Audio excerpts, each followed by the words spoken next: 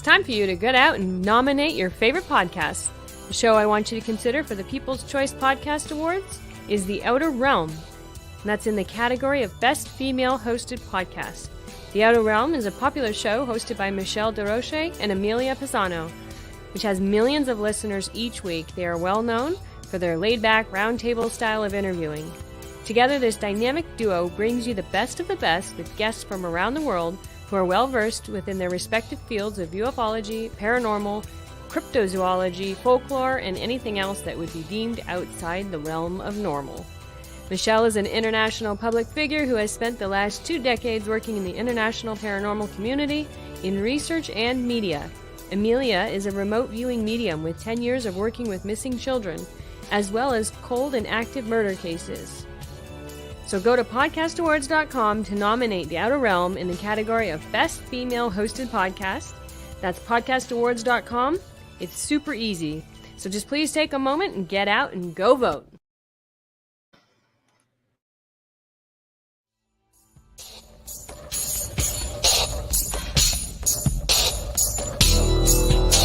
Welcome to The Outer Realm with Michelle Desrochers and Amelia Pisano. Airing live on the United Public Radio Network, 105.3 FM in New Orleans.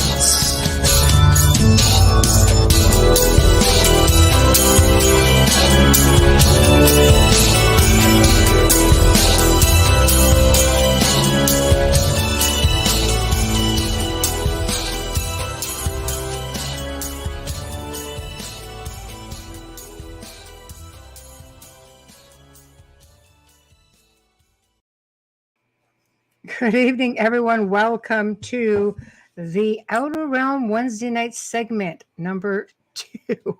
I'll get into that shortly. We are broadcasting live on the United Public Radio Network 105.3 FM from the beautiful city of New Orleans. We are fully sponsored by the amazing people over at Folgers Coffee who have been on this journey with us since the very beginning. Thank you, Folgers. We appreciate you so much. Big thank you to Dr. Snick, Justin Snicker, the sonic surgeon.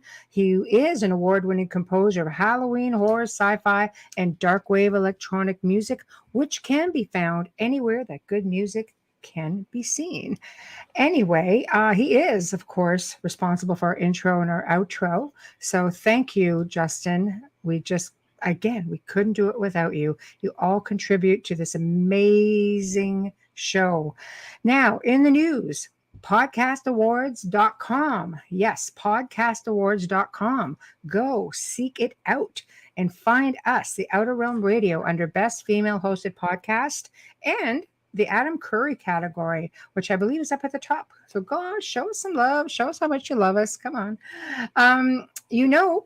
Of course, we had another show planned. We did a pre-record, and it was a really amazing show, I have to say. And jam-packed with some unbelievable information, and it will come to you guys.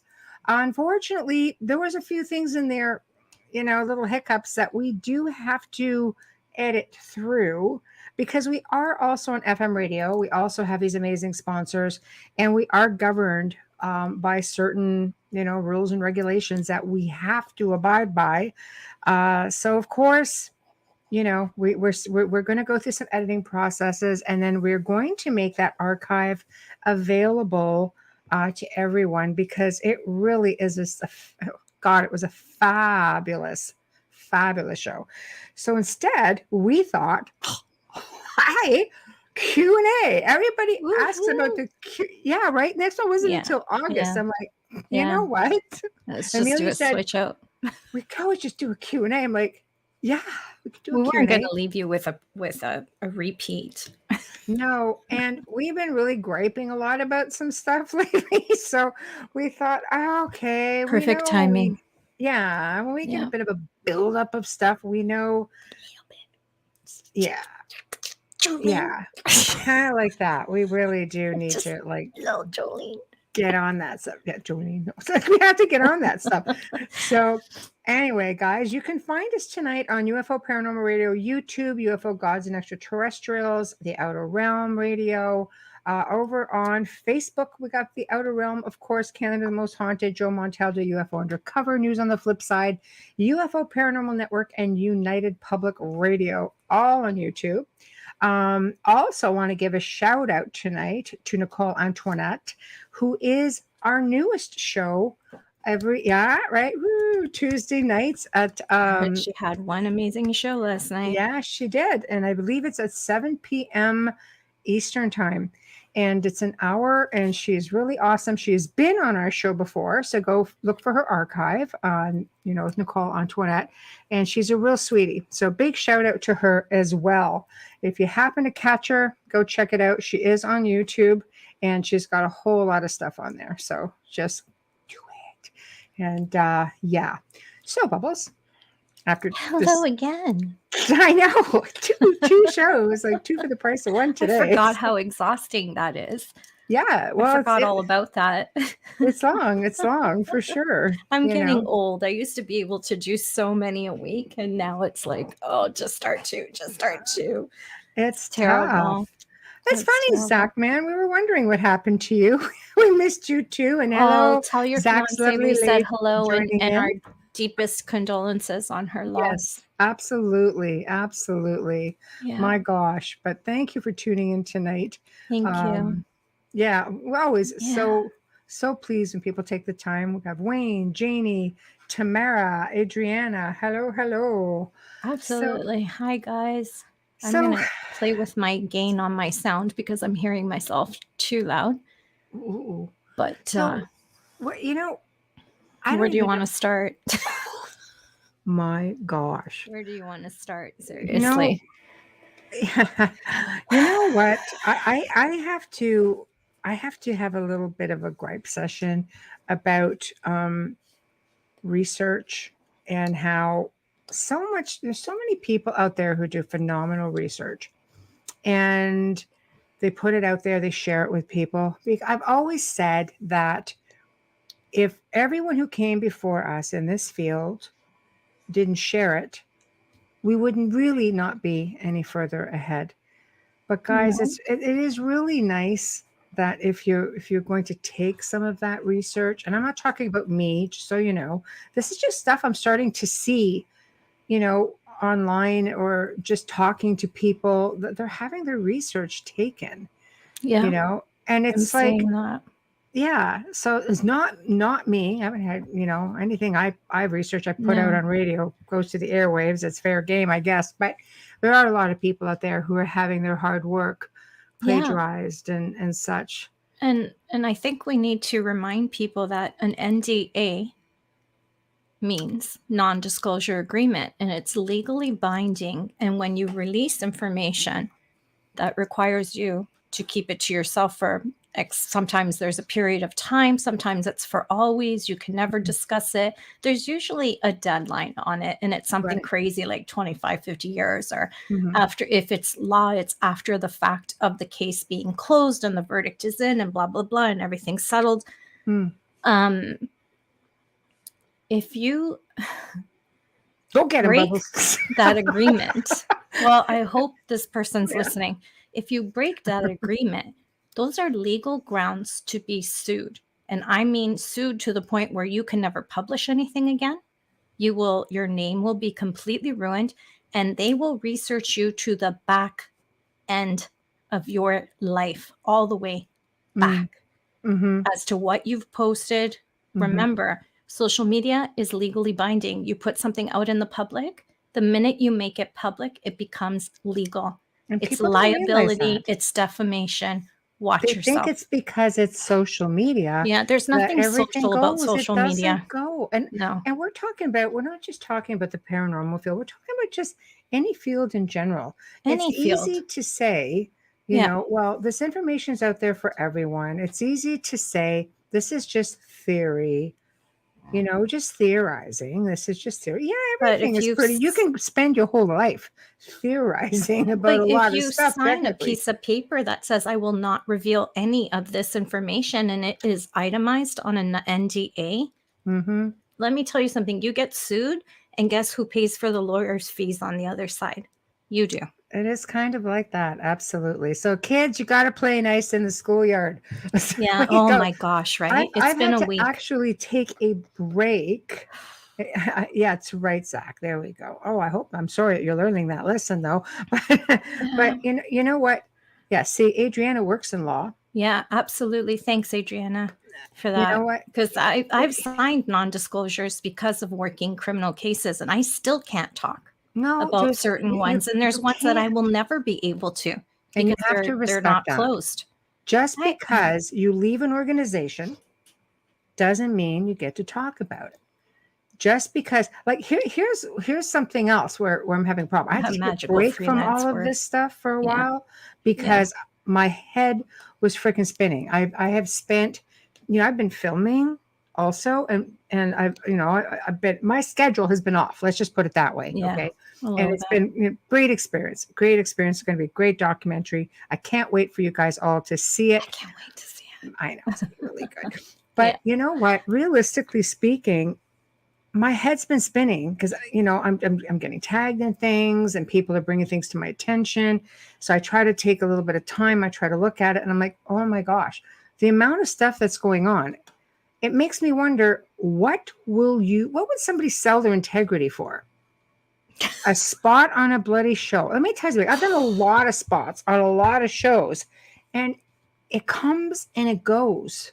Oh, It comes and it goes. It's here one day, it's gone the next. You're a person who's being brought on to theorize or to talk about what you know, maybe talk about things you shouldn't talk about or you don't have permission to talk about. And maybe it's your own research, and kudos to you if it is, because that's a great opportunity for you to share it with the world and really get the attention that you deserve. And this is anybody, I'm not talking about anybody specific. This is anybody in any field where research applies. Yeah. But at the end of it all, just remember, one day you're going to be nobody to them. Don't compare yourself to like other people who do the same thing, because I know of one scenario and the person being compared to, it's just that woman is like exceptional and has done her time. Yeah, It's and like, it's a discredit to her that you're even comparing yourself. Just saying. you know what? Just remember, your integrity Hi, shouldn't be for sale, and people know things behind the scene. Just yeah, you could be behave. getting away with it for now, but one day it's going to come back to bite you in the behind because people will not want to work with you. Things like that get around so fast. I don't know if it was Sunday or Monday. I actually messaged Michelle and told her not to open up social media.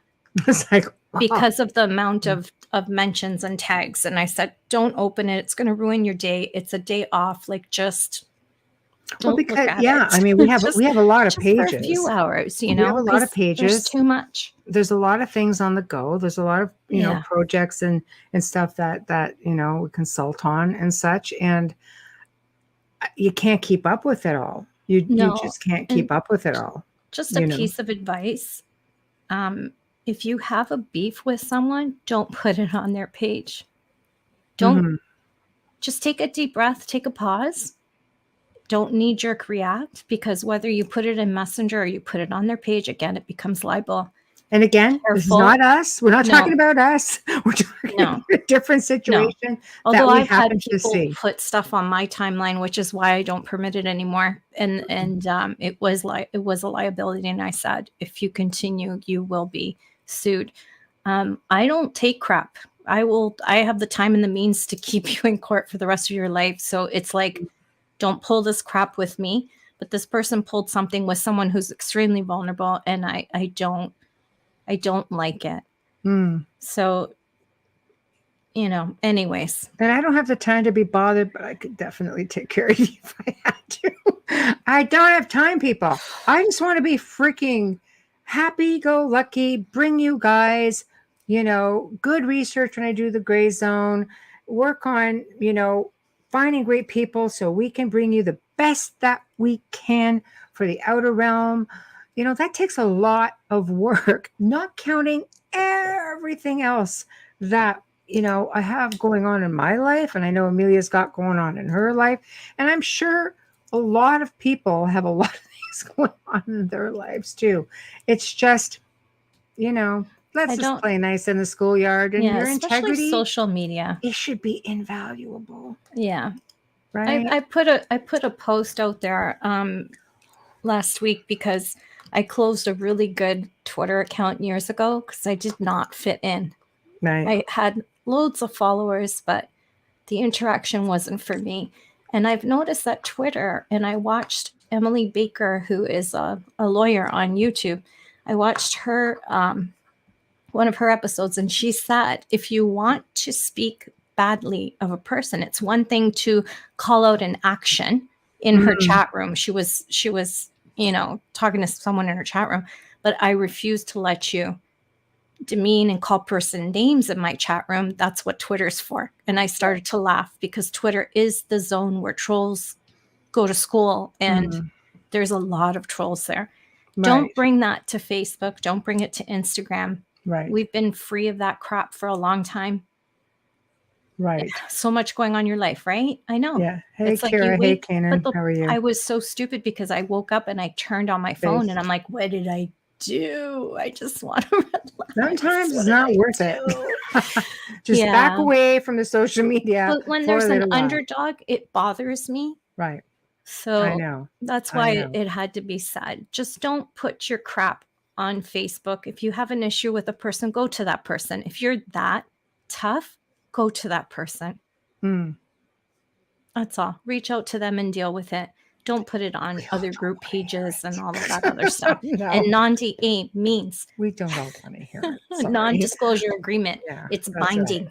It Remember is. that. It is. It really is. So, so now we can get on to, other fun stuff. Yeah. So of course, we work with a lot of people. We help a lot of people, and there's oh boy, there's a lot going on out there, and I want to talk about EVPs for a moment. A lot of people will send in voice recordings. A lot of people will basically, do their own, and then they end up in a little bit of trouble. And I'll tell you, sometimes when I deal with people and I say, please don't do any voice recordings, I'm very careful with the recordings that are sent to me. Also, I've had some real whoppers sent to me, and I keep those things put away. They don't belong anywhere else but in my file, because You don't you share them. start taking responsibility for that. You take responsibility for your own, and I take it very seriously when people send me things as well, because if people think, okay, if I use headphones, I can listen to this, or I can let other people listen to this, and they're safe. Because there's this thing called like a bleed through. So if you have some really malevolent things and you play them, it goes out into the atmosphere. There's a belief that so can that energy. But there's something else that people don't think about. Okay. It's one thing if you are somewhat used to this thing as a researcher, like, yeah, no problem. I can listen to it. I'm okay. But sometimes people allow other people to listen to it. Okay. And the things kind of like piggyback. And they don't realize that, no, things aren't bleeding through, and you're not there in person, so they're not jumping. But what happens now to the person who may be listening to a recording, something growling or something like they've never heard before? Just think of what that can do to the psyche for just a moment and the mindset. You may have just opened up that person's energy to the point now where they're wide open. Well, Yeah. transference of energy, in a way, yes, not in this case or these cases, because the person is just listening to it. It doesn't mean that things jump. Like, I can tell you there are some recordings that I've had that we've gone in and we've gotten rid of that. It's gone. I mean, it's gone for real. So we're not so worried that something's going to jump out of this recording now. That specific energy has been removed.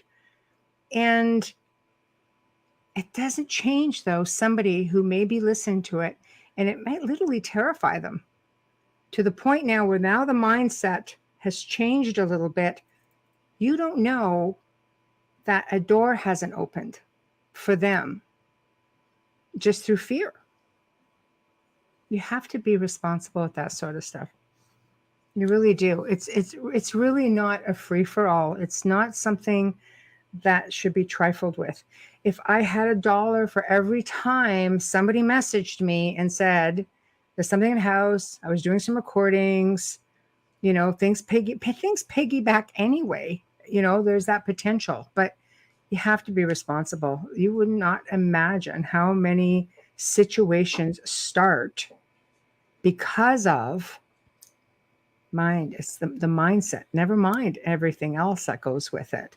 Now we've got a lot of we've got some comments coming in. Hello, Lisa. Oh, we've had people in the past who would do the work because they are investigators and then always fall back on us clearing, which is fine when there's children and animals involved and stuff like that. We would never let that sit. But I have to remind you that when you have that thought, that Michelle and I are putting everything we have and everyone we love at risk going in to save your butt for that. I mean, investigators, not people who come to you personally for help. I mean, a little bit different. We've had a few investigators because they're not mediums and we're happy to help. But all I'm saying is just people have to, and it's not everybody. Believe me, there's so many. I've worked with so many researchers over the last couple of decades, and you get to know who just don't really know and who are really trying or maybe new in the field to the frequent flyers. It's you can be a researcher, you can investigate, but there's got to be some kind of due diligence in there somewhere too. Like don't go in, challenging and doing all kinds of things and think that you're not going to attract something's attention. So there we go. Really, I want to get that one. Thank you. Zachman says that may explain why I always feel like someone is watching me after I hear an EVP or participate in an online ITC session. Yeah, you need to ground. Mindset and ground. Grounding is always.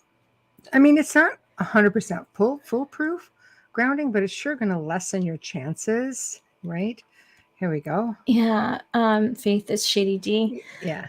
It's forcing potentially unwanted information, much like sending healing energy without permission. Yeah, it's intrusive too. Yeah. Absolutely. Yeah. Here we go. Tamara, you want to get that? What about an echo of emotion being transferred?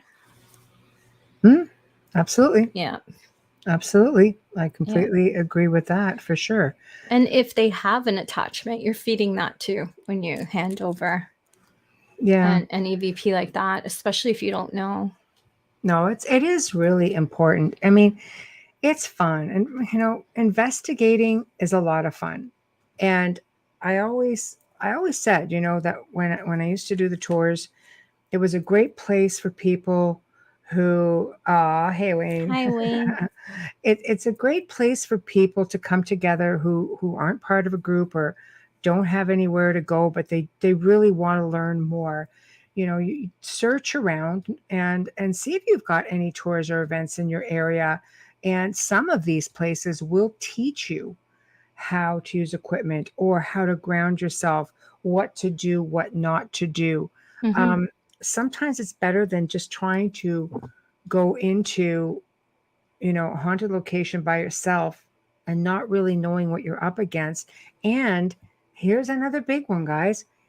Just because it's abandoned or just because it's a cemetery or just because it looks like it could be haunted, it doesn't mean that it is. Trespassing is not cool on any level because we've seen people get hurt. I mean, people have died. Yeah. Some of these buildings are abandoned and they're closed up for a reason. Yeah. We've investigated some of them in the past with permission. And we were forced to go during the day to see in the daylight where everything was. And where it's not. And then to go back at night or where it's not, like floors. Where the floor was missing. There's no floor here. Remember that. Note to self. Don't walk straight out to the veranda. Some of those floors are like walking through a 200-year-old home attic. Like, think about it. They're It's true. abandoned, they're open. That means the weather has played with them. People Mhm. have squatted in there, there's damage. There's You lots have to of be careful. animals. People have broken legs on investigations. It can be dangerous. It can be dangerous. And it's not always what people think either. No, People injury. automatically think that, oh wow, this is awesome. This is going to be, like fun and games. You could sit there all night and get nothing. Seriously. So you want to make sure that you at least, you know, make sure you're someplace safe and secure and just I mean, have fun with it, but just be responsible as well. Here we Yeah, go. I love this. Shitty D writes, even listening to this can put people on edge. I just saw a bright orb fly by and it scared the crap out of me. Turns out it was just a firefly, so no spookies here. It does put you in that, right? It's like when you watch a horror film and they can be the dumbest film ever, but that music, that dun, It's dun, true. dun, that You creepy, just wait. it just yeah, Yeah. it just puts you on the edge of your seat, and that's what it's supposed to do, right? Yeah, So absolutely. And I'll tell you, you also have. I want to make mention of this because I did this when I was in Scotland, and this doesn't always work out so well depending on the person. I did a haunted tour in Scotland. It was unbelievable, and went to some very popular sites. I mean, right, Adriana, you'll remember because you were there, and they have this theory that by scaring the crud out of somebody, that we would release endorphins, which would attract, spirits and poltergeists and oh things my god. to us. So I had this guy, right, Adriana? The tour guide kept like bouncing out of the bloody dark at me, and I'd be just looking at him like, "What are you doing?" He's like, "Oh," he's like, "I can't scare you." I'm like, "What are you doing?" But I'm used to ghost tours.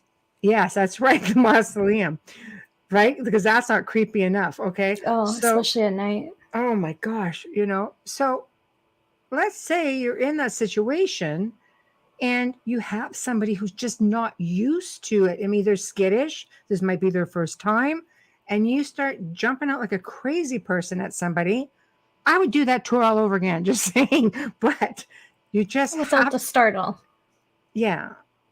I was just sort of like, what are you If that doing? was true, then all of those haunted houses, haunted house, um, more for entertainment in Niagara Falls would be Everything. infested. If that I was know. true, How many but things, those spring-loaded things jump up at you? People go you have to down. sign You know, a waiver when you go into some of them I to get to know. different levels. I I know. think It's I would true. pass out because I'm not afraid, but I startle very easily. That's right. But that's Fear all is it takes. different. Yeah, yeah. I'm just that person that does that, but Yeah, I no, know. fear of it, no. I think that comes from not having the fear, I think comes from having to deal with some of the scariest stuff Mm. No, and it just is the knowing that shock you have to factor. have that mindset. Yeah. It is a shock factor, though. Yeah. Like somebody can. I always say, I don't scare very easily, but holy crap, you jump out at me in the right situation. Of course I'm going to be startled. I'm like somewhat human. I startle very easily. I call But my daughter a stealth bomber. She shows up. there She's you like a go. ninja. She just shows up anywhere. I'm like, what the? You don't make noise. You know, I know. Put a bell on you or I've something. broken No, a few things, few I know. dishes. Yeah, it's just, Just put a oh, bell on her. She's little. she You could thinks do it's it. so funny. One day I did it to her. She was not impressed. No, heck no. So you Yeah. just remember that it's just it's all fun and games until somebody ends up bringing the poltergeist home. So let's not do that. Here we go. Put up another one. There we Oh, go. yeah. Don't people leave behind negative energy for the next person to pick up on when they get startled? Mm, Eh, yeah. Well, it's all imprint, regardless. Happy, scared, angry. Well, you do. I mean, we leave traces of ourselves everywhere we go. Our energy is there.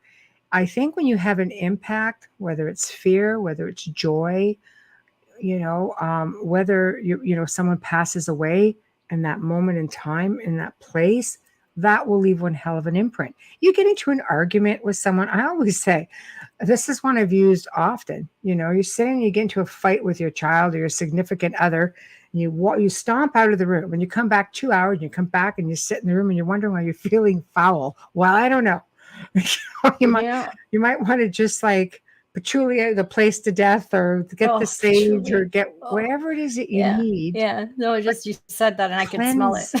Yes, cleanse Like, the atmosphere, cleanse the space, whatever it is you need to do, because we do absorb energy. Oh, Wayne, jump out in front of Michelle and you take your life into your own hands. Just saying. You're not wrong. I will wrong. never, and I've mentioned this before, forget the time that Wayne put on a mask and he tried to startle me in the doorway of the dining room and the kitchen. And I'm just talking to Michelle and I just look at him and I continue talking. He's like, really? It's like, what are you doing? Exactly. Like, huh? Yeah. Like, stop it. I know. Story of my life. So, Oh, it was just so funny. Yeah, it's wow. Yes, bay leaves. Yes, They I love bay say leaves also. they say I always say that airports are severely haunted, and you have to think of this. I'm going to put it into perspective for you. An airport sees more hugs, kisses, laughter, and tears than a church. Mm-hmm. Think about that. That's a lot of energy imprinted. And I can tell you that I have had experiences in airports where I'm in the bathroom by myself and something happens, or because I've traveled alone, and I can tell you stuff happens. Mm-hmm. We tend to dismiss it because they're busy places, and you dismiss it that someone else is there, but pause for a moment and check it out and you'd be surprised. Technically speaking, I think there's a whole other world going on. Well, I mean, if you're speaking about dimensions, you probably say a few, but even within our space, there's a whole other world going on, but we're just failing to see, the signs that they leave, which again, I want to touch on grieving again, because one thing I have been noticing on social media when I am on here, I don't get on here like a whole lot to really just, go around per se. But one thing I do notice that's popping up a lot is loss of life, and not just people, animals too. A lot of people are losing their pets and such. And it just seems to, this is the time of year or something, but there really seems to be a lot. It's so sad. It is, so people are experiencing loss. Animals, to some people, it's all they have. I've been seeing really heartbreaking posts, and a lot of them are about pets as well. And my gosh, grieve. Amelia and I've talked about this several times. There is no time limit on grieving. You take the time that you need and you get yourself through it. But please be cautious. And I hate to be the buzzkill on the grieving process. And if I didn't have a reason to talk about it, I would not be the buzzkill. But I cannot tell you, over the years, almost 20 years of doing this, I've seen a lot of situations. And I cannot tell you how many people have gotten themselves into trouble because they so desperately want a sign from their loved one, even a pet, even their pets. And things just come in and wait, and they'll tell you everything you want, or they'll come in and they'll, rub up against your leg. Or, I mean, my pup passed a couple of years ago. She was like practically like a child to me. My kids used to laugh and say, "She's number one child, isn't she?" I'm like, well, maybe, she's like 3 She's pounds on the well. with this cute, right? But the thing is I still hear her barking. I can still sometimes hear the shuffling. We have cats, that have been seen in the house. And, I still mourn my little pup. I still miss her like stink. But there are just things out there that are always willing to project an image, to project a voice. And I don't want to say they're not your loved ones, but I don't want to say that they are either. And a lot of people run into a lot of trouble because of it. So just, again, it's just diligence, and grounding, I think, would help with that also. Amelia, you want to chime in on that because you're pretty much going through it. Sorry. Yeah, no, I just my mind was, as you were speaking, my mind was going back on how many times it could have gone so wrong for me. Yeah. With the grieving, because you think you have your head there and you think that you're on it, and then you realize something happens and you realize you don't. You're not. Yeah. But I'm different in the sense that I don't reach out for interaction because of what I do. I know it'll come when it's supposed to, and I do pick up on signs and things, and I still do. Now it's different. With my dad, it's still emotional, but I know that if I wasn't grounding, I could only imagine how many things would be trying to come through. Always it's a perfect kept an eye on you. opportunity for them. Yes, Michelle's always watching. Like but a mother bear. and I'm grateful. It's a really good time for them to feed off of you, and it's just like it's depression. It's a form of depression. So yeah, it's a good time to feed off of you. It's a good time to give you that push to go down the wrong road. Yeah, Alex, People hi just want Alex. the signs Grieving so takes a long desperately. time, and there Yeah, are go ahead. always bad days even after years. Yeah, there is. There is. My mother's been gone 26 years and it's hell. My dad's been gone 18 months and it's hell. My brother 20 years and it feels like yesterday. With him, with my brother, it's the hardest because he was young and because it was sudden with he had the aneurysm in his aorta, and when it comes out of nowhere, like an accident or something like this, or a heart attack, you feel robbed because you didn't have the time to absorb it. So it really messes with you. It's a time where we lash out at everything positive, whether it's God you believe in or whatever it is, you lash out. So you open the door and then you set up an invitation for everything dark to come in because that's what you're expecting now. It's a different, you have to be very careful. Grounding does help. And I know it's hell of a difficult time to ground because your focus isn't there, but you have to take a deep breath and push through it because it only takes 2 minutes. It is very important to consider making it a part of your process. Yeah. I also want to address what Joan Elizabeth Pillar is saying, because she's saying butterflies and dragons, or dragons. Yeah, dragons. Dragonflies. It's both of us. What? I know. But I had to take a double take. Like, what? But where do you live? I'm on my way. But there are signs for everyone, because some people will see I do walk barefoot all the time. I've always seen very unusual birds. I've always had things like, look, see, this is a problem. I don't want to just say look for the signs, because sometimes you look too hard and you end up having an issue. But for me, I have seen very rare birds, like in my area, which shouldn't be in my neck of the woods. I once had a mourning dove, a white one.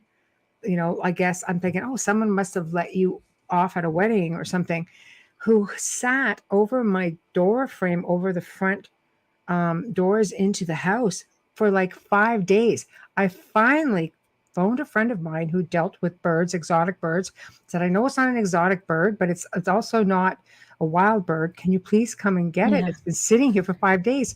He goes, I'll be there tomorrow. That bird just disappeared. Excuse me. Yeah. So now again, we have visitations, and there's a difference between a dream and a visitation. Your visitations are very vivid. You will remember all of your details. There will be conversations, but again, like, I never went looking for them. They happened. And I always knew from early on, it was just something that you just didn't do. And maybe that was because I came from that kind of a family where we were just taught to always just take a step back and watch what's going on around you. Don't try to manifest it with respects to things like that. And don't look too hard, because you might get something that you just don't don't expect. And I've worked through the years with many people who have been in trouble from grieving. And Yeah. there have been a couple that they were really, really bad. Yeah. So I had one that one lady who her son passed away, and he was her miracle baby, and he was in his 30s, and he just dropped dead of a heart attack on a soccer field, there you 30 go. years old. And she just happened, a cousin of mine, anyways, it was through a draw that she won the reading. And I had offered 2.5 hours. She was here for almost 5. And I learned during that reading, because I don't discuss people's reads, Right. but I learned during that reading that she is at a psychic every week or 2, Oh, that's terrible. the same one. Yeah. And she said, well, we're friends. I go, no, do you pay him? Yeah, that you're not friends. Friends don't take $100 for an hour. You don't, that's not a friend. You really have to be careful with stuff like that, because you can be led. Absolutely, you can be led, because you can be led. And I can understand that he's charging for his time, but in the same respect, you That's his could be living playing too, with somebody's psyche and damaging and there are breaking some them. out there who do just that, Yes. Oh, hello, Dolly. Hi, Dolly. Okay, Wayne. Hi, You should know Wayne. this. How can the regular folk know the difference between suffering from chronic depression and a demonic oppression? Is there an easy way to tell? Aren't you going to answer that, Wayne? I know. Do you not live under the same roof as me, or what? No. Aren't you going to answer Depression and oppression are not far off. Oppression, I think, would amp up a lot of those negative traits. And I say negative because people aren't feeling uppity up and positive when they're depressed, or when they have addictions, or when they have various forms of PTSD or high levels of anxiety. It's one thing to have to go through that on your own, but when you have an oppression and something comes in, that's amplified. And it doesn't just stop there. You will have these entities. I always say it's the divide and conquer game. They come in and try to separate you from people who love you, separate you from anyone that could help you. I mean, I've seen completely, like, computers stop working, emails get jammed up, phones get jammed up. So anybody who could potentially help you, your messages just are not getting through. So, you get to that point where you have to, it's hard to be logical when you are caught right in the middle of that, but you just don't function properly. You just that? don't. That's so close to depression. It's It's a tough one. I remember Bishop James answering that and saying that you really have to spend time with the person to know. You have to have that conversation. You have to see if there's signs. Like someone who's depressed is not going to be scratching on a wall to the point where their nails are coming off. There's behavioral depression. The behavior is to withdraw, is to be away from normal things, as is oppression. But oppression also acts out and does things differently. Yeah, always isolate. Whether it is intentional or not, you end up isolated. Yeah, they both do. Both depression and oppression. Yeah, any way you look at it. It's a really tough one. You can't just say, oh, that person just has depression. You have to be in their space. You have to talk to them. I look for a lot of other signs. There's a ton of them. There's so many different signs that you can be looking for, and that's a whole show in itself. It really is. If you think it, you're in that sort of a situation, then again, just message me at Michelle Desrochers contact@gmail.com and give me a timeline. I need to see a timeline because we need to know what's going on. Yeah, because oppression, you're not usually, the person who's oppressed is not the one who notices. It's the people that live with you and the people that love you. They're not the ones contacting you. Depression, people don't know that they're going through it. No. And if they do, they can't find the will to reach out for assistance. See, that's something else too with depression. Sometimes they will reach out and they will give you those little signs. With oppression, they don't, like, they even if they want to, they can't seem to No, come out because the and reach object out. is to push them So deeper. they Yeah. rely on people in their surroundings to do Yeah. that. So you need to, you need to be aware. This isn't normal behavior. Let's say for my loved one or my friend to behave like this is completely out of the norm. And Yeah. then you just start, spending some time there. When you start getting that hair on the back of your neck going up, or the butterflies in your stomach is the best way I can explain it for anybody Yeah. who doesn't know what to look for. Then just be aware that, if your intuition is saying something isn't right here, or this place doesn't feel good, or there are odd smells There's a here, lot there of are odd sounds flies here. on our window. There's infestations. There's all kinds of stuff. There's tons. That also leads, but that's like right before possession. Possession is rare, though. Possession is rare. It is, unless you're Bishop James or Malachi. Even still, though, but they'll still tell you, Yeah. yeah. I mean, being channeled, I guess, is a form of possession. See, that's something else. People think Yes. possession is full on. Once something jumps in there, you are fully No, it possessed. takes It a doesn't long look like time. that. It's sporadic. People kind Yeah. of get into the driver's seat once in a while, jump out, get behind the, it's Yeah. exactly like that. That's why the film The Right, if you watch that film with Anthony Hopkins, and Bishop James will always say favorite movie closest to reality.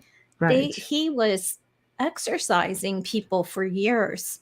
Right. And that is exactly what it's like in Italy. It's not something that happens like the movies that there's a week, and there is It's a whole not. preparation Just look at the story to of it. The Exorcist, about that young man. It was 8 weeks of having the rites of exorcism recited every day, certain times of the day. It wasn't long, grueling days. The young man actually would sit there and play chess and quite functional. And has no recollection of it now. That's the best part. Hi, Jackie. I do remember. Nice to see you. Yeah. Tamara says, yes. That movie freaked me out. It was a really, really well done film. It was really well done. Absolutely was.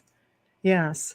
So you see, there's lots of different things. Wayne should actually know firsthand what it's like when something comes into the space, and when you're trying to reach out for help, and the calls and the texts just don't go through. Yeah, he talked about that last Q&A That's when right. he came on. Yeah. And the last, by morning, it's like bing, bing, bing, bing, bing, all these messages. I'm like, what the heck just happened here? And we saw that in The Conjuring. We saw that on Amityville. We saw that with Lorraine Warren, went through that many times. Mm-hmm. It's very common that they will disrupt communication. That's and right. Think about it. Now it's digital. So you think, screw with the frequency. Well, back then with Amityville, it was a landline. Right. So. Right. Exactly. And, speaking of frequencies, I want to talk about something, this is something, it's not paranormal, okay, per se. It's really not. And just because, going through it with a friend and someone we've been working with, people now with the internet, you've got this 5G, which is pretty powerful frequencies. And now you've got these companies that are coming in, and they're installing pods, and they're going wall to wall because it works your ground wire, right? Up through the walls, all this stuff. Guys, your pets, okay, could die. And the frequency screws them up.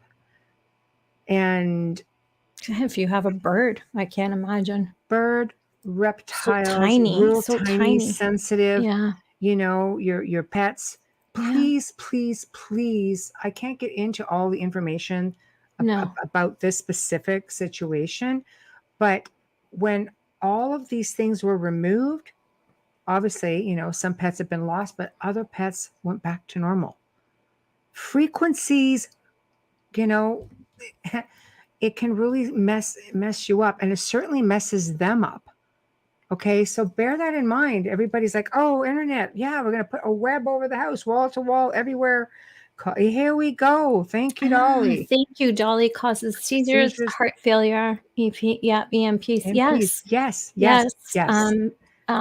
That Okay. is just common Yes. sense. But Right. we tend to lose common sense when it comes to technology because we're We all get constantly wrapped up in it. wanting the best in everything. It's true. We Sounds get like the wrapped up in 5G is it and we're like, creating a Faraday cage. because That's exactly it. we have these, smart TVs now, these smartphones, technology. Well, my pet is sick. I don't know what's wrong with him. I don't know, like take him to the vet, can't figure it out, bring him back home. It's a sick environment. If you have pets, this is not the option for you. And I want to say it because this was heartbreaking to hear Yeah. about all this, Can I make a suggestion? Because Tamara just reminded me of something that I forget that I do because I do it all the time. Faraday cage, it blocks any EMFs, it blocks any transference of energy, any any cell waves, microwaves, all of that. Now, often people will use Faraday boxes that you can get on an online shopping place Right. and put their key pods in there so people can't steal their cars. I have Right. a better one for you. If you are someone who keeps the phone on your nightstand, you can get a Faraday wallet that you use I have them for passports and credit cards when I travel so that people can't read the signal on your credit cards Right. or, the little square so they Right. can't scan anything. So I have those. Put your phone in that. It'll still ring, but you won't have the waves around you. And you'll actually sleep better. Anything outside your house, you can buy curtains and everything that blocks Yeah, all you of that. can buy Faraday curtains, yes. But if it's all within your own space, Yeah. okay, eventually it could make you sick. It's dangerous as hell for your pets. So if you love your babies, think twice about the crazy technology because you know what? Not so good for them. So, and Dolly adds, Oh, if it is emitting Wi-Fi Wi-Fi. frequencies or electromagnetic radiation, thank you, Dolly. I'm right. so out of it tonight. I wanted you to address it. Yeah. Oh, I do for sure. Yeah. We get wrapped up in the convenience without thinking the side of it. Absolutely. And it fits. What's sad and scary is that it fits in with what some of the theorists are saying. So you have to pay attention to that. It's true. Think about whales that beach because of sonar, and that's older technology. Yeah. That's right. There It's we even go. worse right now, actually. I think Paul Watson talked about that as He well. did when he Captain was Paul on. Watson. Yes. Yes. That's in archive if you guys want to listen to it. If you There's missed that two one, he with talks Captain about that. Paul. There's Yeah. two, yeah. The last one, yeah, he did get much more. He was having tech issues We the had first tech time. issues the first time. The second time Yes. was nice and clear.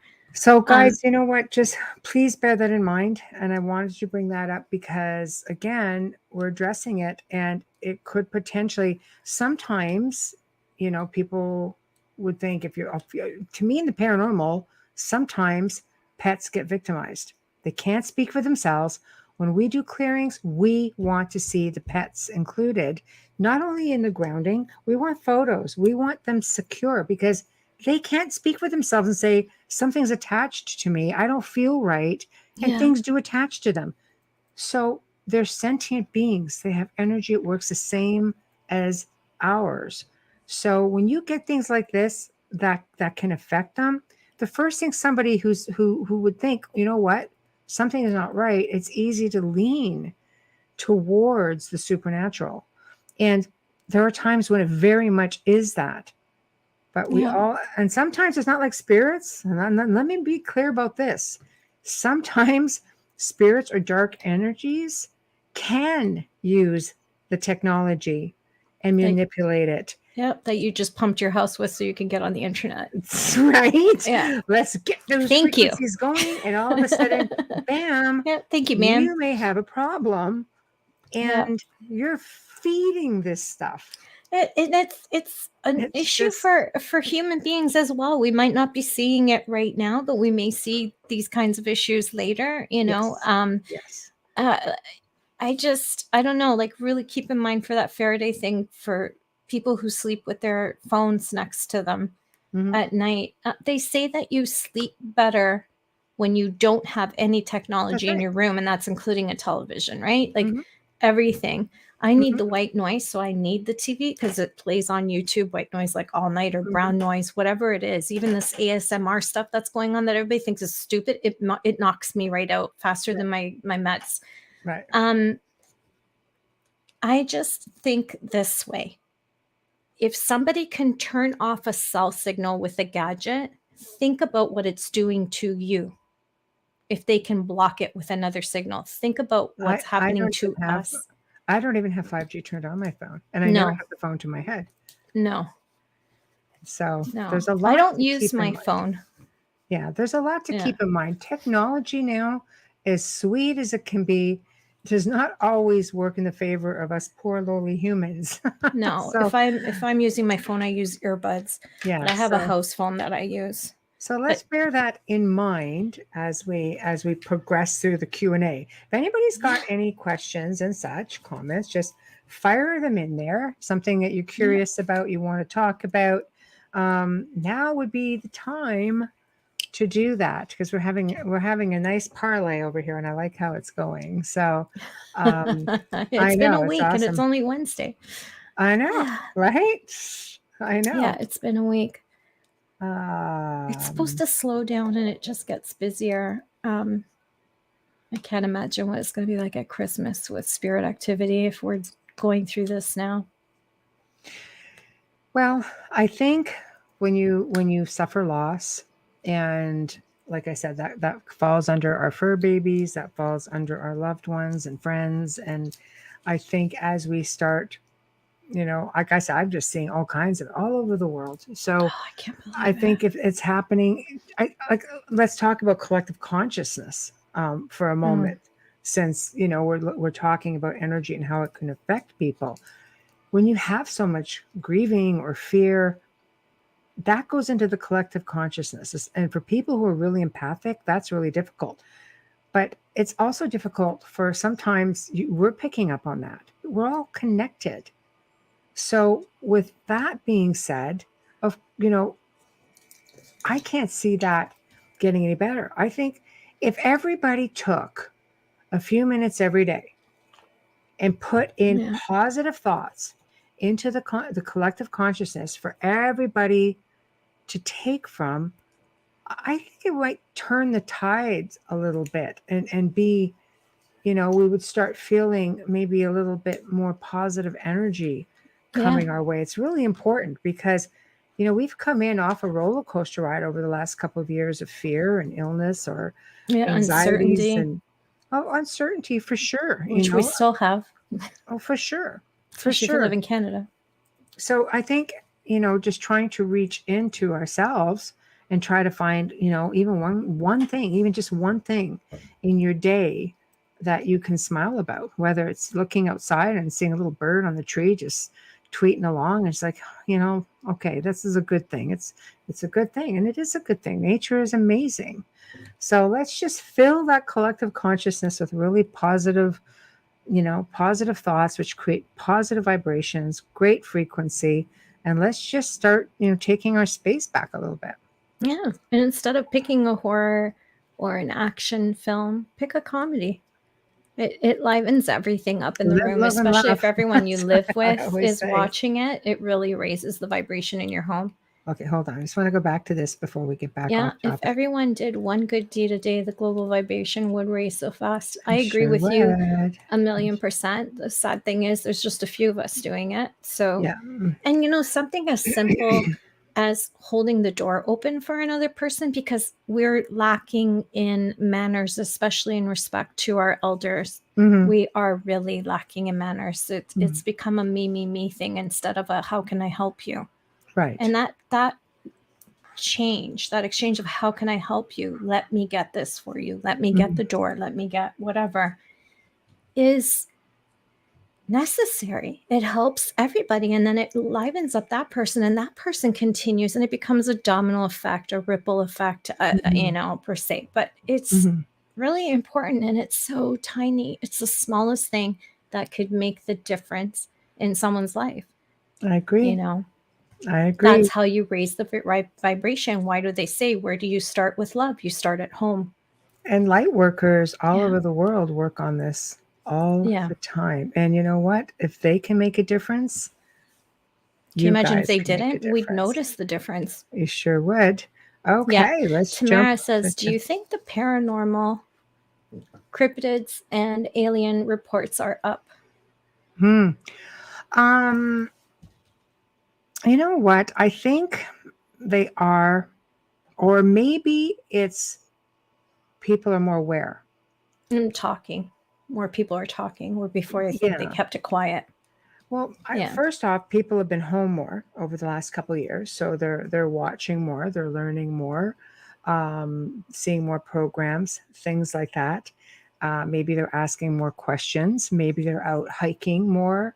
Maybe they are, just paying attention. I mean, with alien reports, people have their eyes on the sky. People Yeah. are actually looking. You have the whole CE5 movement, and people are going out there and they want to see something. I think there's a lot of there's a lot of controversy out there because some people think, you know what, no, people aren't ready for this. People are going to have nervous breakdowns. People are going to be fearful. There's a lot of negative aspects to all of this. But you know what?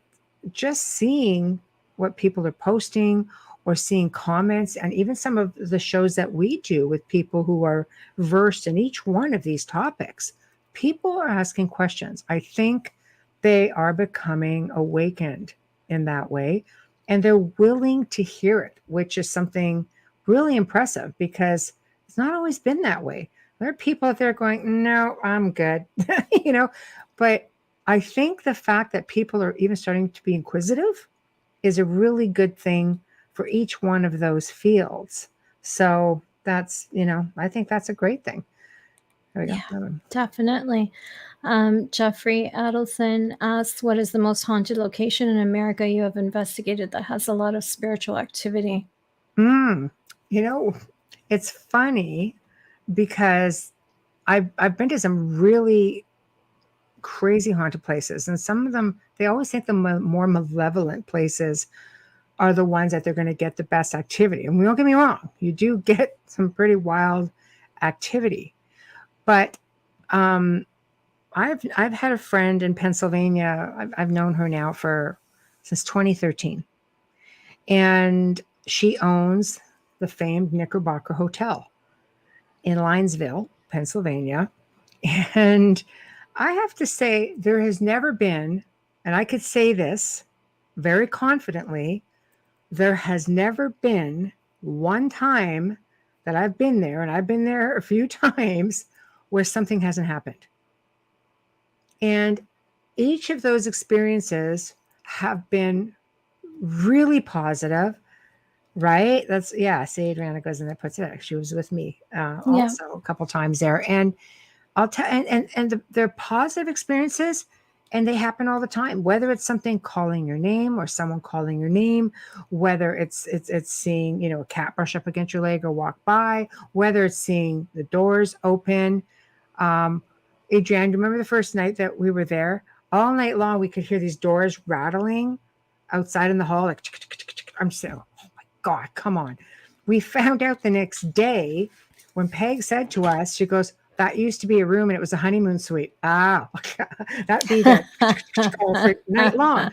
So that was too much information. Right? So we're like, oh, all right, that's great. We're next door to the honeymoon suite. Yeah. So then the next morning, Adriana was sleeping in. I decided to get up and go downstairs and have some tea. And she comes downstairs and looks at me. She goes, why would you leave the chair in the middle of the room for me to trip on it? I'm like, what are you even on about? Why do you think I would do something like that? But there was a chair in the room. And when she woke up, she said that the chair had been moved to kitty corner the bed, like someone pulled it up and was watching her. Yeah, the sleep watcher. I'm like, I would not do something like that, honestly. Yeah. And she says also she caught a shadow on a photo and a full face in the mirror. Why haven't I seen that? so there you you need go. to send Michelle that picture. Yeah, no kidding. Remember, there was baby powder on the floor. See, again, but so we're not talking a malevolent place or, malevolent hauntings by any means, but the activity never, ever stopped. It just Yeah. kept going. It's just a really, really warm experience, One second. Oh, this one I hear a lot. Gettysburg was I the one love place Gettysburg. I've been to where the energy was high. Yeah. I saw an apparition in the Veterans Cemetery across the street, and my fiance's fully charged Yep. camera battery just died. Yes. I- I don't never heard anyone who's been to Gettysburg.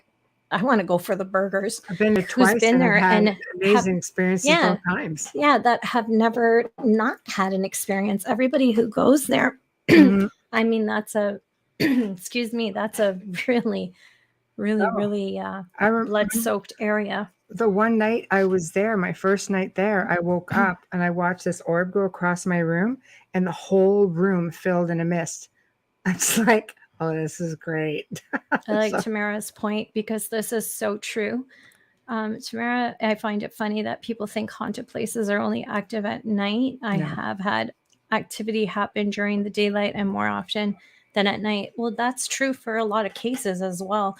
Yeah. You're finding shows saying that they're there at night because the places that they're investigating are empty now, because now they have to say, things aren't happening. Things are going to happen when the spirit wants it to happen. And if it's residual, it's going to happen when 24/7. it happened, whether That's that's right. in the morning or at night. So That's you're right. not going to always get everything unless you're there 24/7. Exactly. Exactly. Adrienne says, question, is there a difference between a cursed object and a haunted object? Oh, yes. Yes. One is intentional and the other one not so much. So I won't say when I see intentional with regards to the haunting, spirits attach to items or places, even people, for specific reasons. If it's an object, it could be that they just loved it so much, or it ended up with someone that they didn't want, or it should have gone to somebody else, or there was something about it that needed, with a message, or they're just plain like, heck with it, it's mine. That's the way it goes. Yeah. Cursed objects, that's like ill intent put on something to cause some harm. Usually by someone else. That's right. Not the person or the entity that's in there, is usually an unwilling participant because they were just thrown there. So imagine that, what that does as well. Exactly. Making our way down the list best we can Yes. here. A lot of questions, guys. We have 8 platforms, so we're not intentionally missing people. No. We may scroll back up too, so be patient, please. Yeah. I thought about lighting up a cigar while I was there, hoping to increase activity, but my lady told me no. Yeah, I I'm with would her. have. Lit up the cigar. I would have left them a cigar. Yeah, I mean, the soldiers I might would've have left thought, one. this is really cool. Look at this guy with the big stogie. We went in on that. So, Yeah, it's nice question. to leave gifts for Sure, you can. People for do them that when all the you're time. when you go to these places, not just take from the experience, but Oh, leave feel free to something leave behind for something. them. Absolutely. Even water, Jackie says, do you think a newly constructed home can be haunted? I know it can. Yes. Yes, it can. Yes, I it lived can. it. It sometimes Yes. has to do. I'll let you, Amelia, tell her story for Oh sure. no, I But thought, sometimes yeah, it has sorry. to do with the land, not the structure itself. And Amelia will Learned the hard way. validate that theory. Go Learned ahead, the Bubbles. hard way. Hell of a hard way. Yeah. I thought I've only ever been in my parents' home, and it was new when I was born. I was there a year after they moved in. Right. So when I got married, I thought, oh, I don't have to ever worry about a haunted house because we're Yeah. building this house. Well, Mhm.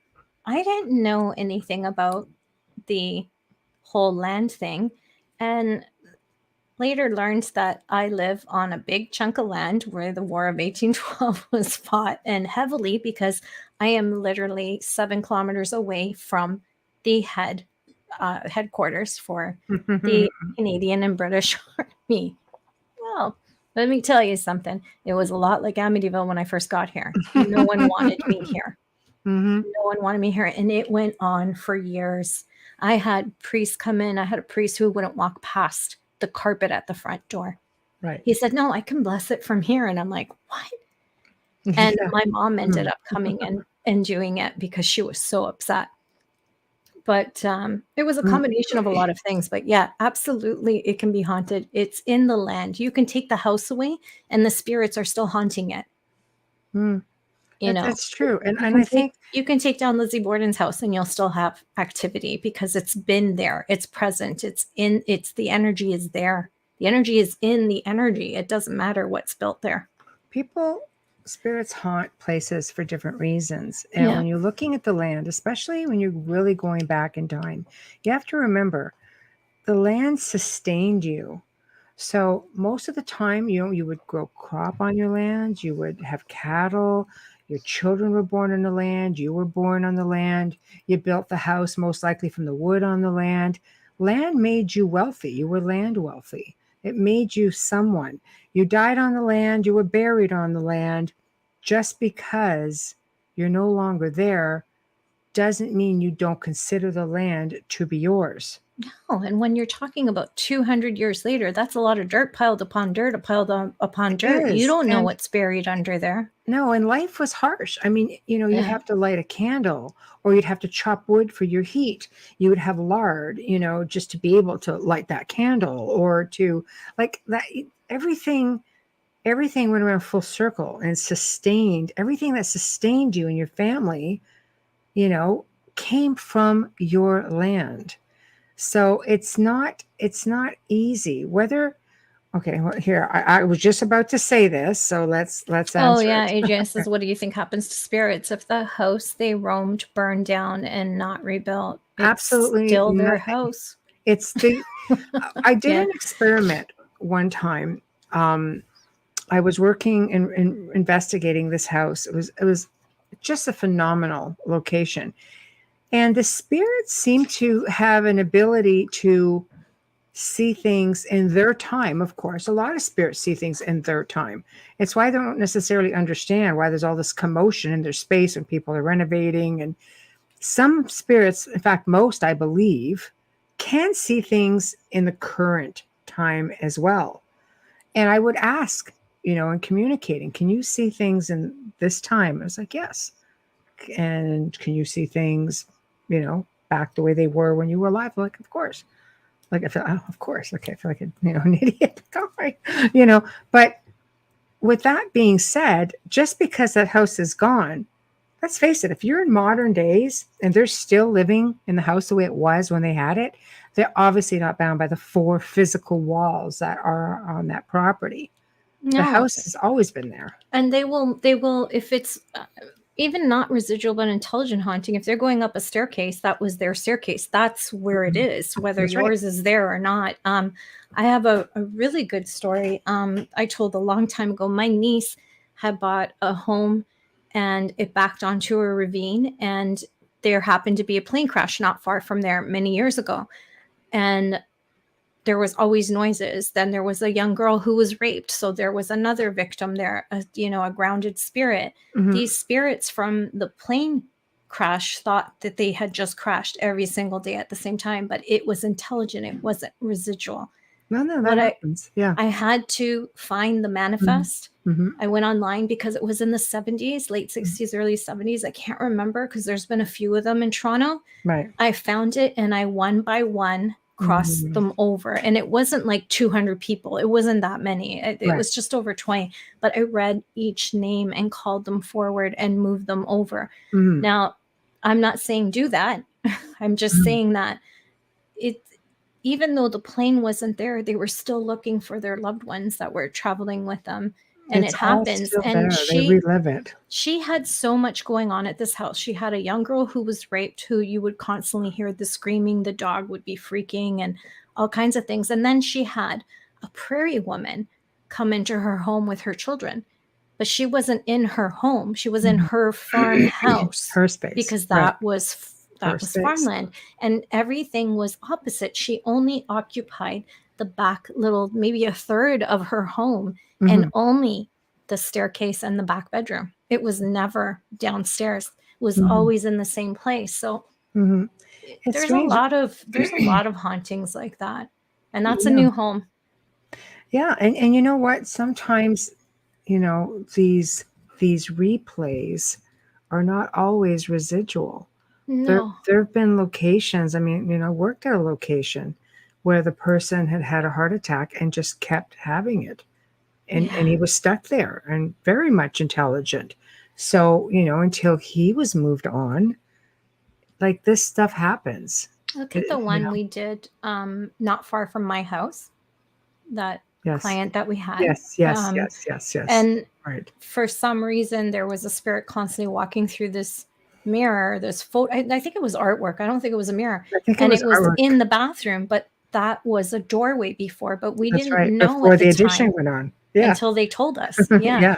Like, well, there's a spirit walking through here. We've got to get to it. Mhm. And it came in as we were leaving. We had to start all over again. I This house remember that. was very much like that because Yeah. a lot of these, these houses just get added on to. Well, that's So how you I have- knew that you had that staircase. Yeah, Right? And things just go on, and it's just Because like, I watched it. okay, Yeah. like, yeah. I'm like, it's- did you have a staircase there? Because they're walking down the stairs, and I find it interesting to watch. I Mhm. do. Yeah. They're not malevolent. They're you just go. going about their day. Sometimes they don't know they've passed. This one's for you, Amelia, because you've been. Oh, okay. This is sensitive, but has anyone reported experiences around the location where the Twin Towers once stood? Not an investigation, but went there to pay my respects. Yes. I have a video of it. I think if you go on my reel section, you might find it. Mm. Or I shared the fountain, because where the two buildings stood, like the memorial, they have the fountains that go through there, and everybody's name. And what they do is when it's that person's birthday, they will put a white rose in the name, because the name goes right through the granite.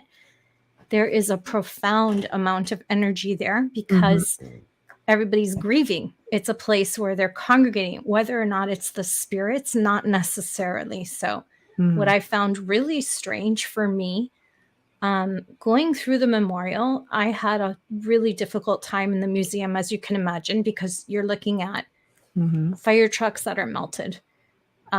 You're seeing pieces of engine and walls, and the staircase that the survivors came down actually have missing concrete from all the feet and the pressure going down those original staircase. You feel and see so much, but they're also doing it for a reason.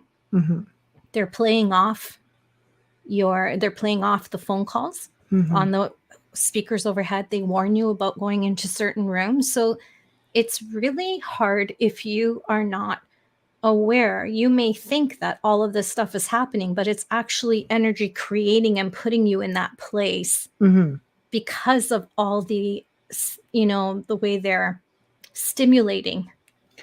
I agree. And you have Yes. to leave the memorial. You have to walk through the gift shop. I'll leave that there. Right. And you know what? Going back to the activity part of it, where she says during investigations, I'll tell you, I was at the field in Pennsylvania, Yeah. where the ship went, or the plane went down on its roof, and Allegedly. and we're going to go with allegedly.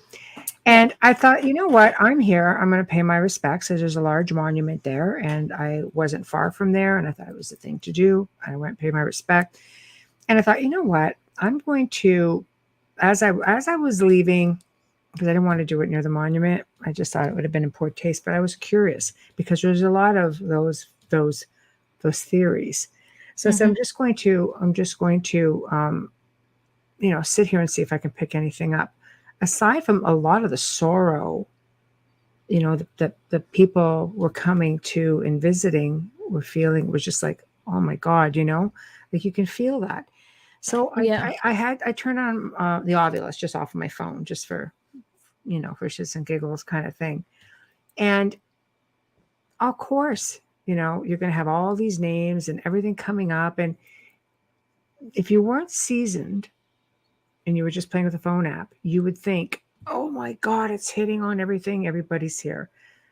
But the thing is a built-in GPS, whether it's the one in the phone or whether it's the actual piece of the Ovilus, because I've got like 3 of them, You're different also models. under a bunch of towers. They all have built-in GPS. So you're going to get some of, the GPS. Are you getting some of the history built into the GPS itself? Or, you know what I mean? Like, you have to take everything with a grain of salt. These places are tragic. There's a lot of, people that go there every day, and, with sorrow. I was one of them. I felt a sense of like, oh, that's gosh, the whole thing with the 9/11 memorial as well, it with the Twin was, Towers. oh, But I yeah. did communicate with a young boy, and it was because I walked into the room where they switch out belongings so that you could, the families will come and give you things like one loved to cook. So you'd see his favorite whisk and his favorite recipe, and they would tell the story so that you could, you had a connection with these victims. Mhm. There was a young boy that came up because there was daycare and there was children in that building, and it came up, and I looked at him and like automatic connection. But I had already been in that building for 20 minutes before that happened. So let me say that again. I had already been there for 20 minutes, and I pick up quickly. He said, I said, do you need help? And he said, no, we all went right away. Right. We all lined up and we were in the light. And I'm like, you were in the light. Like, I'm having this conversation in the middle of a room thinking these people are going to think I'm nuts. But because I was by myself when I went through that. I'm not saying that people don't have experiences. I'm just saying that when I was there, and that was 2018, it did not happen for me like I thought it would. I thought there was going to be overwhelming amount of voices. really. Instead, the stimulation from the cries on the last voicemails. Honey, I'm calling you. I'm in the plane. We have that's what they were playing. Yeah, I think for the most part, I think it's the energy from the living that visit. Yeah. You have the residual energy. That's not going to change. There's imprints there. When you have loss of life, even one, that transfer of energy is powerful. Now, amplify that by thousands of people. That's going to be one hell And it's not of an imprint that is not going to go away. And now it gets compounded by those coming to visit in mourning or in honor. Most of those people don't even know the victims that are there. And they're but they not come to pay the respect because not every spirit would be there. But the most fascinating of this, the story that fascinates me the most, and I ended up buying this tree. There's a tree that sat in front, like in the center of the 2 towers across the street. Well, because it's a huge area, right? That with all that soot stood the test of time. Yeah, it's still lived there. And it's still there. And they sell things on it. And sometimes I wonder because, I question everything. Some people believe that you should give somebody every opportunity until they show you that they can't be trusted. I don't trust anyone until they show me they can be. So I see things different. Pardon? Sponsor time. Jeez. Yes. Oh work. my gosh.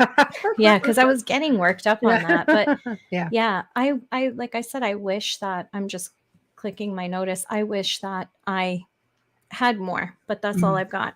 You're listening to The Outer Realm with Michelle Desrochers and Amelia Pisano, coming to you live from the beautiful city of New Orleans on 105.3 FM. And tonight we have all of you as our guests. We are doing a question and answer. And as always, time is flying by. It's so much fun when we, interact with you because we don't get this chance too often.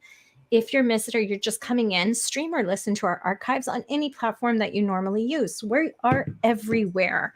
And we would like to, with that, the reason why we're everywhere are these guys. Folgers, thank you so much for fully sponsoring our show from day one. We love you and we thank you so much. No one loves you more than we do. I know. And to another person that we really adore, we want to give a huge shout out and a big thank you for our outro and our intro, Dr. Snick, the sonic surgeon, Justin Snicker, award-winning composer and musician. You can find his music on Amazon and Bandcamp and check him out. Follow him on Facebook and Instagram. There we go. I'm going to leave one of our. Good morning, everyone. Wayne Murphy and Sean Williamson from Team Templar North America. when it comes to change. We're all about change, especially when it comes to changing history.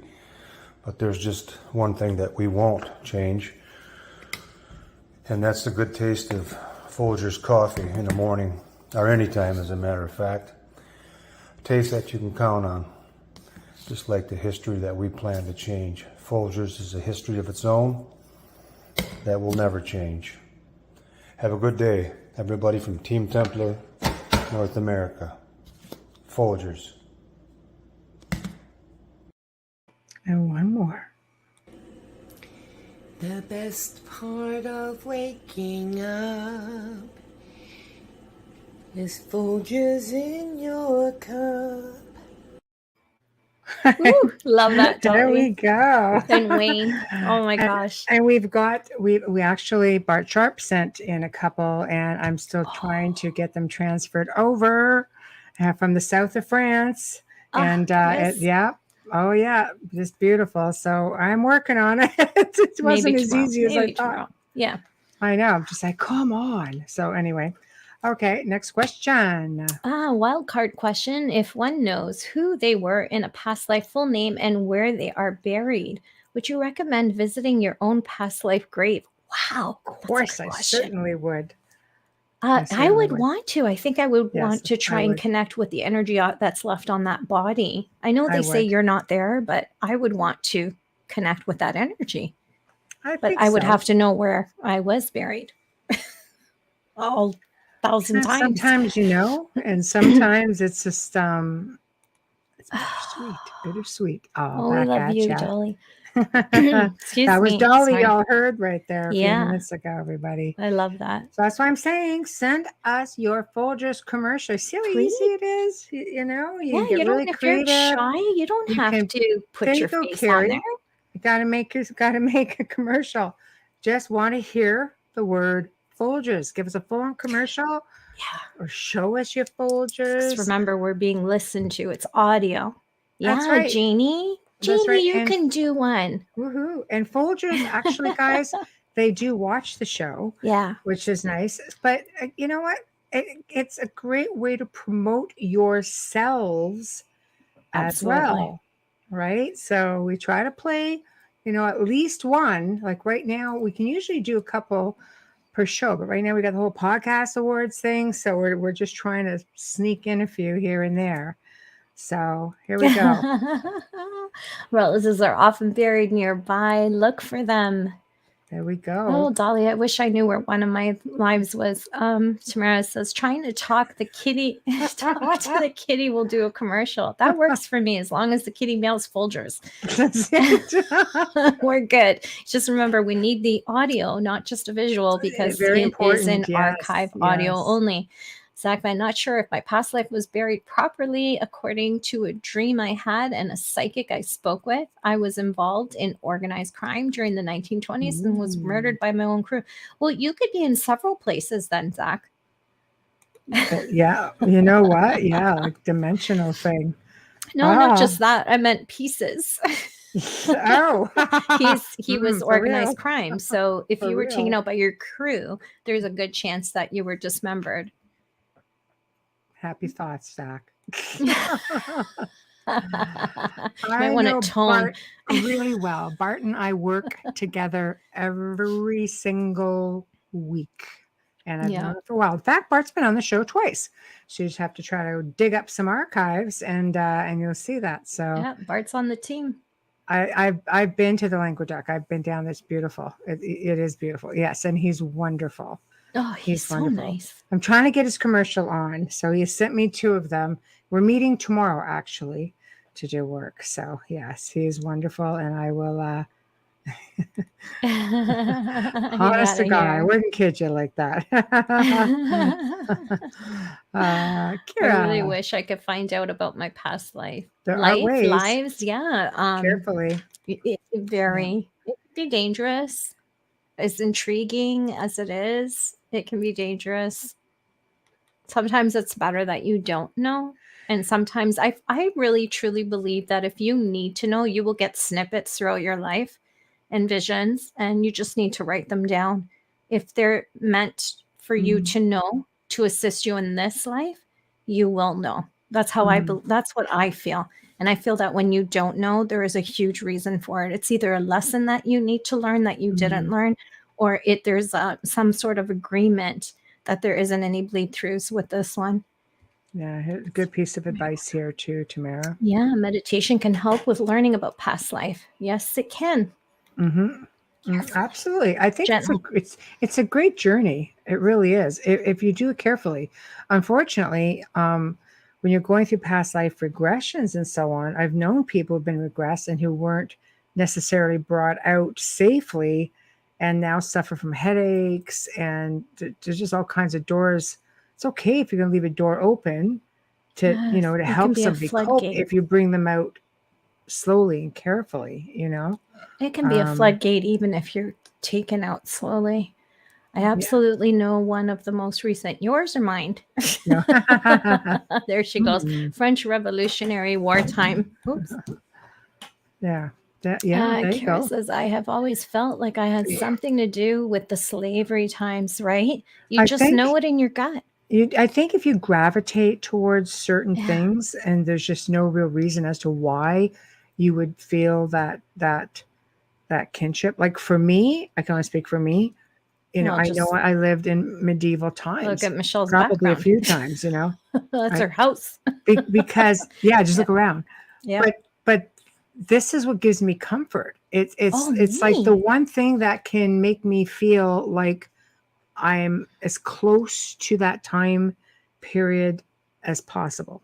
It just makes me feel safe. I love I need it. to talk to Dolly. I know that I was French, and I know that I was female at the time. That's why I said you or me when you said French Revolutionary, and I am attracted to wartime, as you can see in my background. I have other pieces as well. It's being felt for you. Even now, your family is your family now. Thank you so much, Shelly. Yes. And it's funny because the military ended at my dad, but they all served, and my uncle was a prisoner of war. There you go. Of the Nazis for 3 months. He went missing, who's thought to be dead. But yeah, and my other cousin, my mom's cousin, was in the Pentagon when they were hit by the plane, but thankfully he survived. On one of those silly things, I left my briefcase in my trunk. I've got to go back to my car in the stairwell when it hit. It went right through his office. Good for him. Yeah. Yeah. Somebody was definitely watching over him. Absolutely. Sounds like it. But yes, I strongly encourage past life exploration. Just do it safely. There's a lot of information out there that can help you do it on your own as well. Oh, Carrie, medieval Cathar. Yeah, the Cathars. I know. Cathar. Sorry, I always say Cathar. I always pronounce Carrie, everything with an Italian. Have you been to the south of France at all, Carrie? Because you need to see the medieval city of Carcassonne. The Cathar. There's so many beautiful castle. videos on it as well on YouTube. I stayed in a place called Malve, Malve, and the building I was staying in was from the 1200s, and it shared a courtyard with a castle, and the whole town saved. There's only like 800 people in this town. Okay, bear this in mind. Saved up, bought the castle, and decided they would use it as a tourist attraction. And they saved up after that to have it restored. Beautiful. When I was there, they had people from the Louvre Museum in France who were in looking at artwork that was on the walls. And it turned out it was the most well-preserved Renaissance art in all of France. And they were there taking photos of it, doing restoration work on it. I'm sure it could be, Adriana, if you're still on, you remember that? This was going to be open to the public. It's Malve, Malve. And it's right in between Carcassonne and Rennes-le-Château. Right, Adriana? Yeah. She said yes. Yeah. I mean, am I right with the time? Approximately where it was located as well. Did So it was Adriana great. do And up that your place was haunted. itinerary? Adriana did. Yeah, so she would know. Adriana Yeah. does all of my itinerary. So And she would she's know, just, definitely. let's go. I Tired, like that. Adriana. Don't I care. don't do that when I travel with my friend Nancy. Nancy does the itinerary. That's why I asked. I So just does like wherever you Adriana. put me, Oh, I yeah. will go, but don't ask me to do something. No, I'll she just tell you says- I want to see this, this, and this, and I need you to put the time together. Yeah, That's exactly. She goes, what do you want to do? What do you want to see? Yeah, you and I've I got could this amount travel of together time. very easily, This is what Adriana. I want to do. Yes. This is what I want to see. Yeah. And I'm she really keeps me easygoing. on schedule, whether I like it or not. Yeah, I'm easygoing as to where we go. Especially if I know I'm returning. I'm like, oh, let's hit these places, and I don't care when or what time. Just figure it out. I have Past to lives say can too, explain Carrie, sometimes. the Hang pizza nuts. in Carcassonne at this one little place downtown around the fountain area, ate there every night. Remember, Adriana? The Europeans know how to. Well, French and Italian know how to work a dough. Place that was open. Pardon? I think it might have been the only place that was open too. So you it's got just lucky. like, oh, that was so good. It was so good. That's the thing about Europe that's so different from Canada and the US. It doesn't matter where you stop in Europe, the food is good. Here in Canada and the US, it's a hit and miss. I have to have pizza everywhere I go in the world. And I just like going to haunted places. This place in Malv that we stayed at. I have to have rum everywhere I go. We were hearing things walking out in the hallway, which I thought, oh, that's actually very cool. And there's like nobody there. And you can look under the door and you just see stuff going on. Yes, Eric's vegan pizza. There was vegan pizza in that little place? There was vegan pizza in that little place? Mind you, pizza dough isn't really vegan for him. Yeah. There'd I be use stuff on my organic pizza. flour. I'd be pulling it off and slapping it on his besides that. So yeah. He's just beating it all. I was like, yeah, pile it on. It was hilarious, honestly. But okay. So guys, we're down to about 10 minutes because we have a video to play at the end of this show. So are there any other questions? There was one asked if you've ever been to Halifax. There's pieces at the Maritime Museum. I haven't either. I do want to go to Halifax because my father actually and my mom and my brother came through Halifax by boat, by ship. My dad in 1953 and my mom in 1954. Right. 55, sorry. Because then my brother was born like right after. Just saying. But anyways. So that was quick. Yeah.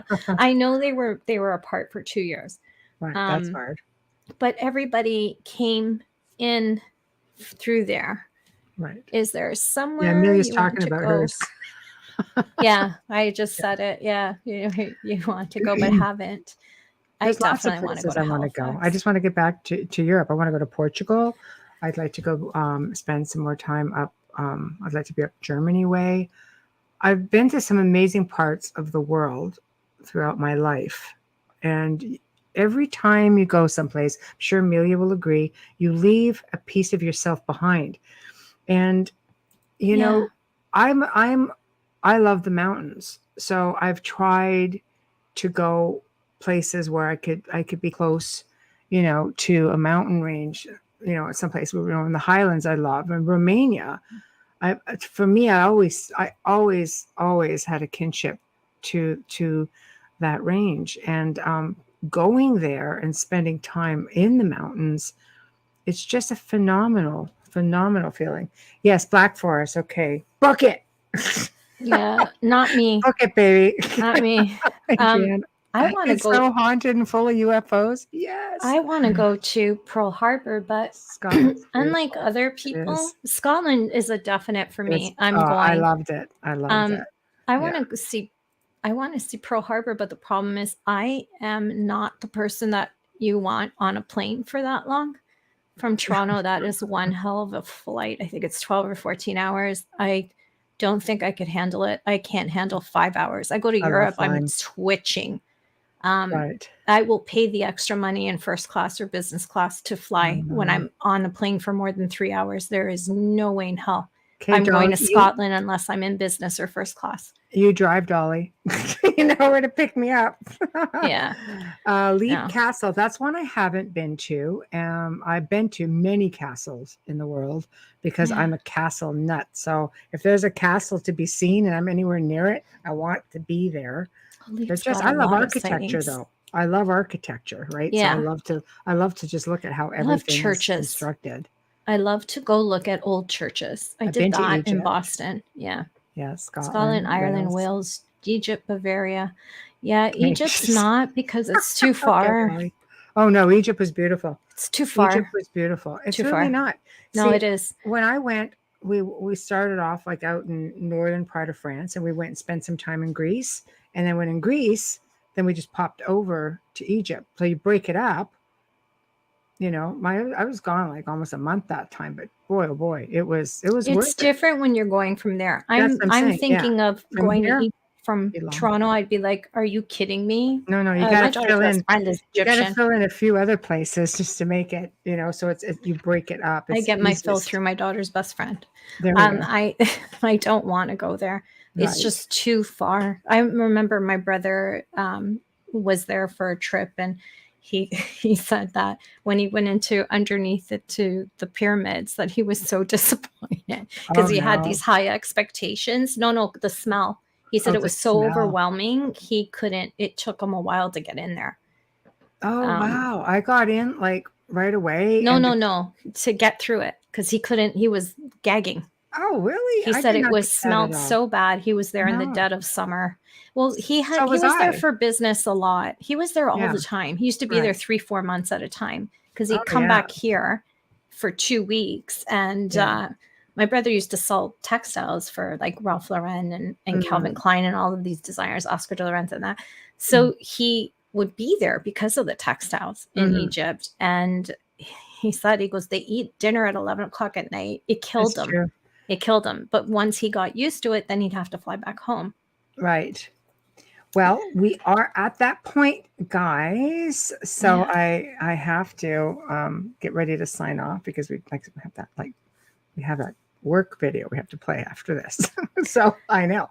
But again, I thought this was a lot of fun. It was really nice to connect with everybody. I love the Q&As. We do have another one coming up in August, just saying. So, I think we'll be able to put all of your questions and comments together for the next one that we missed tonight.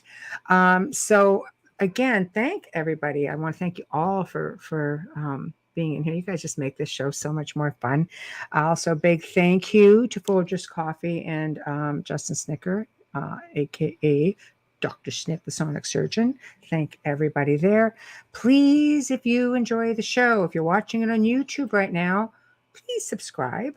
And if you're watching it on Facebook, go ahead, like us up. We really appreciate all that support, and we need that support. It's really important. If you want to communicate with us, again, I have so many emails I have to go through. I know there are people who've messaged me who want to come on the show. I've reached out, and you've reached out back. If you're listening, I will reach out again with the filming of the documentary, and then just trying to catch up to life after that, and it's still not done. There's still going to be more coming. It's just taking me a bit of time, but I promise I will get to everybody. And again, tomorrow evening, for the very first time, we are welcoming Natalie Zett. And she's the author of a book where the main character is not a person, but it is a tragedy. Most people have not heard of this. It's called The Eastland Disaster of 1915. And what happens, basically, she says, what happens when you're innocently investigating your family's history and the supernatural intervenes? So this happened to her without seeking or wanting this. And basically, while writing her book, she goes, when you awaken the dead, expect the unexpected. I'm like, oh, that sounds like really interesting. So anyhow, if you want to reach out, the Outer Realm contact at gmail.com. Again, the Outer Realm contact at gmail.com. And I am going to go ahead now and leave you guys with this video. I can't do this the normal way, so please be patient with me. Here we go. I'm going to try this right now. Here we go, guys. It's time for you to get out and nominate your favorite podcasts. There are 5 shows I want you to consider for the People's Choice Podcast Awards, the longest running premier awards event in the podcasting space, open to shows worldwide. Vote at podcastawards.com to nominate the following shows: Writers and Illustrators of the Future podcast in 3 categories: education, storyteller drama, and art. This show is based on the world-famous Writers of the Future contest created in 1983 by L. Ron Hubbard and provides advice and tips from contest judges, international best-selling authors, world-class artists, contest winners, and industry professionals for writers and illustrators wanting to take their next step, along with needed inspiration to keep going. The next one is The Centralist in the category of politics and news. The Centralist is a much different news and political program which is not deemed as opinion news. Listen as Joe Montaldo brings you just the facts from trusted sources, which will allow you, the people, to make up your own minds on the various stories being reported on. The next one is UFO Undercover in the category of entertainment. This show brings you some of the most revealing and current research that is being done with respect to alien abductions and contact. Host Joe Montaldo has been an abduction researcher for over 35 years and is uniquely qualified to bring you live interviews with some of the most well-known researchers in ufology. The next one is The Outer Realm in the category of Best Female Hosted Podcast. The Outer Realm is a very popular show hosted by Michelle Desrochers and Amelia Pisano, which has millions of listeners each week. They are well known for their laid-back, roundtable style of interviewing. Together, this dynamic duo brings you the best of the best, with guests from around the world who are well-versed within their respective fields of ufology, paranormal, cryptozoology, folklore, and anything else that would be deemed outside the realm of normal. The next one is Chasing Prophecy in the category of society and cultures. Take a ride down the rabbit hole with Jenny Nicasio, Sean Kelly, and Jason Iampietro, where each episode brings a roundtable approach to conversations about supernatural phenomena, hidden secret societies, underground bunkers, magical conspiracies, the paranormal, cryptic creatures, aliens, ghosts, legends, and myths from around the world. Chasing Prophecy dives into topics that entice the imagination and seduce the mind, some of which are taboo. So go to podcastawards.com to vote for these 5 shows and any others you enjoy listening to. That's podcastawards.com. Take a moment and go out and vote. Good night, everybody. See you tomorrow night.